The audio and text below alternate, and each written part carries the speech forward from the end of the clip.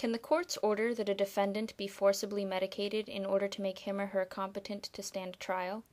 In a mental health facility, if the client is civilly committed, he or she cannot be administered medication against his or her will unless it is proven that they are a danger to themselves or others.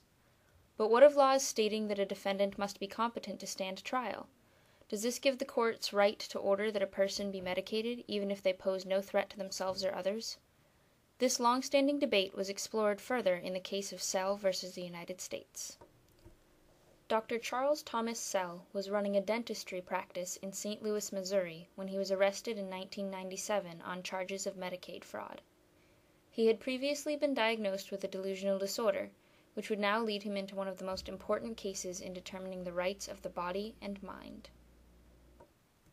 Within a year after being arrested and imprisoned, a federal judge ruled Sell competent to stand trial and released the doctor on bail.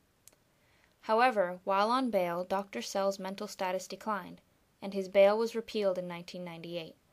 Also in 1998, an undercover agent provided a videotape that would see Sell charged with one count of conspiring to commit the murder of the FBI officer who had arrested him. The agent later questioned Dr. Sell while he was in jail and got him to say something about hiring a hitman. In 1999, Sell requested that he be given a competency hearing before he stood trial for both of the charges. Dr. Sell was given a competency evaluation that same year and was found incompetent to stand trial without antipsychotic medications. He refused to take the medications, stating that these drugs interfere with his mental processes and have serious side effects.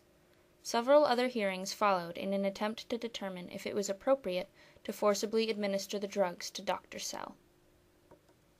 The case soon caught the attention of some activists who argued for Dr. Sell's rights under the First, Fifth, and Sixth Amendments to the Constitution. In August of 2000, the magistrate found that Sell was a danger to himself and others.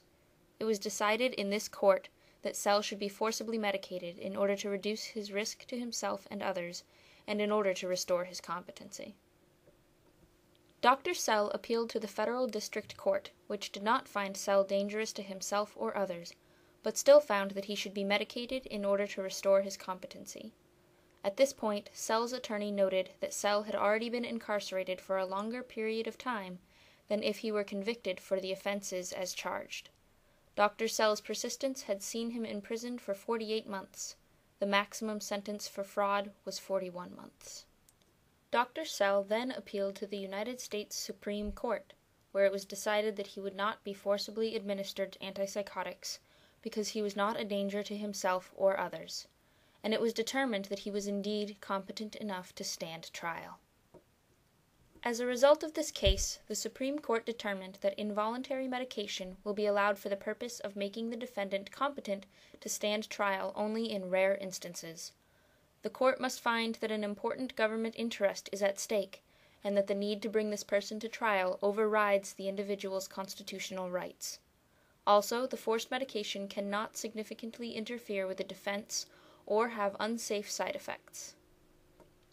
In 2005, after serving 8 years in a federal prison without trial, Dr. Sell pleaded no contest to the charges of fraud and conspiracy to kill a federal agent. The U.S. District Judge sentenced him to time served, 6 months in a halfway house, and 3 years on parole. This case is extremely important because it raises awareness and concern as to how the courts will treat the rights of an individual to maintain control over his or her own mental processes in today's world when we are increasingly pressured to use medications that have such a powerful effect on the mind.